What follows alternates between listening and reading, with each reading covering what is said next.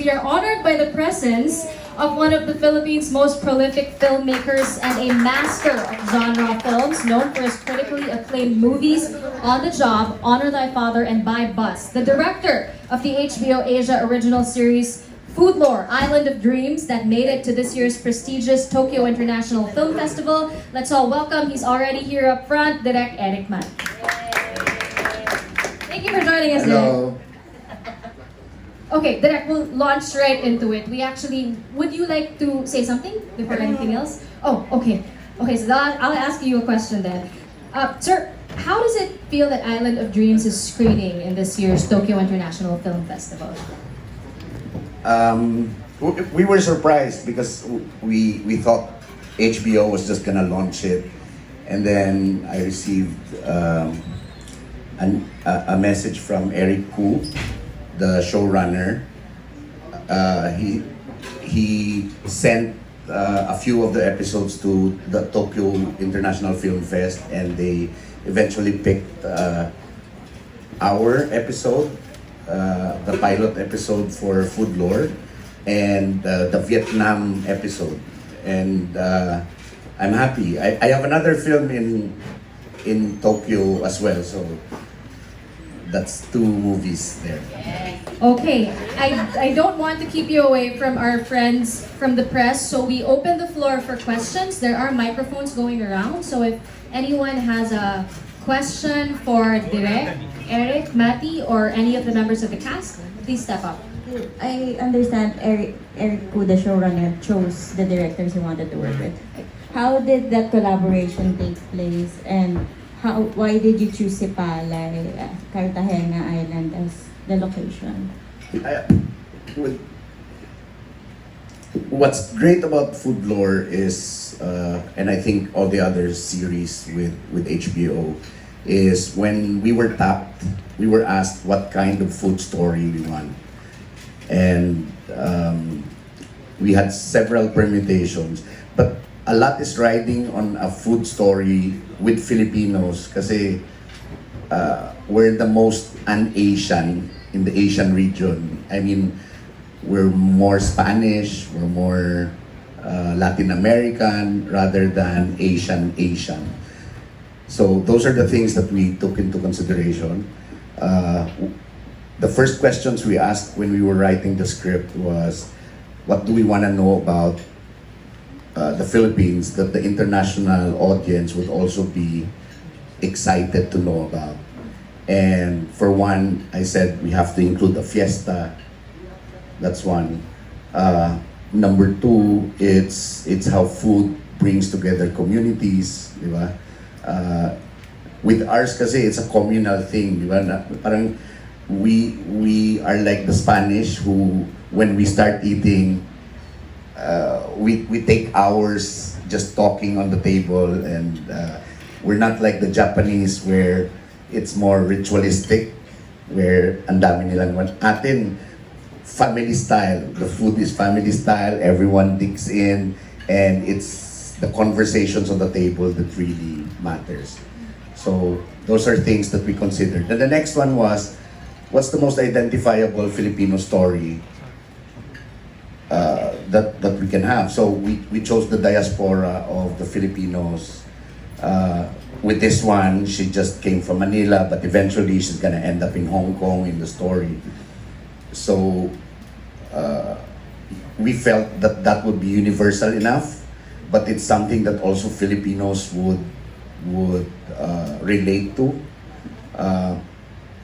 And also, we didn't want to do. We want a very aspirational Filipino food movie. Aspirational, where it will inspire people to know our food a little more and to see what kind of celebratory life we can also have. Na hindi lang naman tayo tukha lagi. Yeah. Thank you. Okay. Of course, the food part of the whole series. And can you tell us? Yeah, that was difficult. We probably had 40 dishes that I wanted to feature. Why a lot of dishes? I don't want to be regionalistic. That's one. I want, that's why Cartagena, it's a real place actually, but Cartagena and the Island of Dreams can also feel like any other place in the Philippines. We wanted this to be very Filipino rather than just Ilonggo. Of course, we shot it in Negros, di ba? Pero we are not saying it's in Negros. We're saying it's any other island in the Philippines. And same with the food that we chose. We chose a cross-section of the best that we can have of our regional cuisine. We even included Chinese food. So we have kare-kare, we have inasal, we have all sorts of dishes. Just so everyone feels that the show is inclusive, diba? And not just concentrating on, kasi yan lagi yung problema tayo, we're kinda watak-watak as a country, di ba? Anong watak-watak sa English? Divided, scattered, that sometimes we're unaware that we're just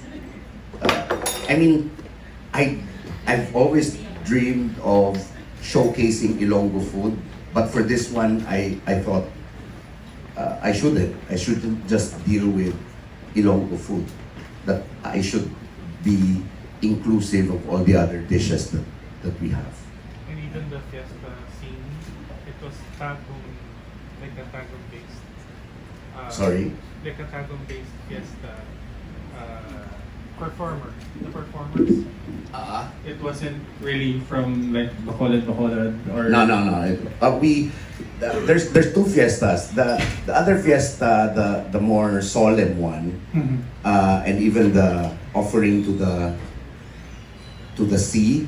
That's from a place we picked that story from Pangasinan, I think, where they offer bounty to the sea during fiesta.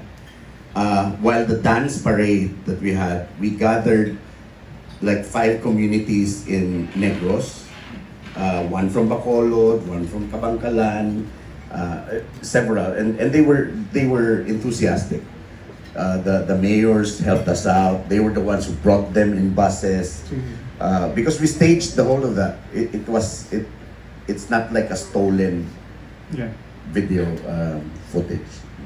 that part was like the one with the lights. It's so eerie, but pretty good on film. Pretty good. Congratulations, po. Thank you. Okay, we have another question. Ay, Direk. Yung Yes, sir. sa Tokyo Festival po ba, is it competition po ba yun? Or No, it's in a different section. It's called Crosscut Asia, I think. Okay. So, ano lang talaga siya, papalabas ng... It's just a showcase. And what do you think po yung nakita nung festival sa Philippine episode specifically? Sa tingin mo, bakit siya napili? I don't know. That I got to hear when I get there. I don't know why they picked that of all the episodes. I don't know. Maybe because there's Angeli in it.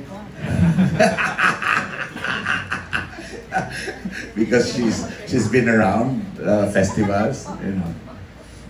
And tanong ko lang po sa pinakita kanina, so parang golden ba parang ipakita yung difference ng taste ng between social classes sa...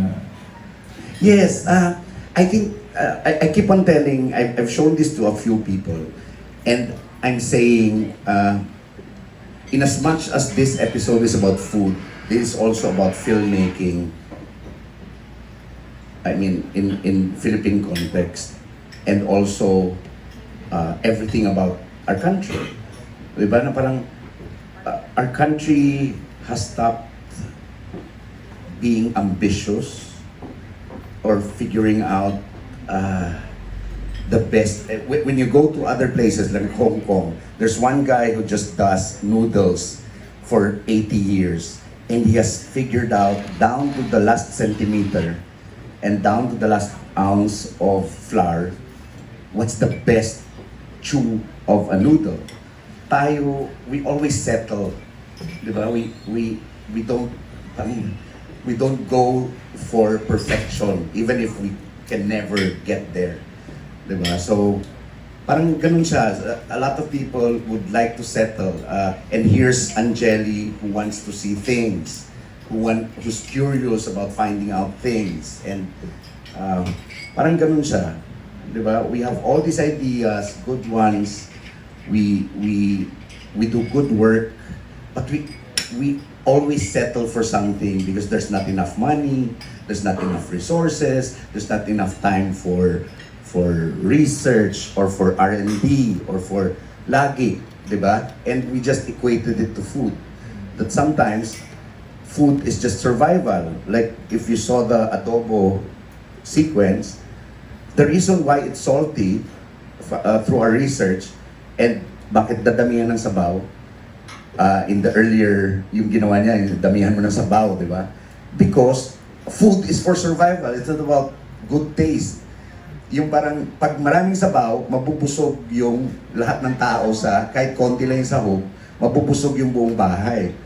Pag maalat naman yung adobo, mas madaming kanin, kahit konti lang yung baboy, mabubusog sila, makakatulog sila maayos, feeling like, okay, I had a good meal.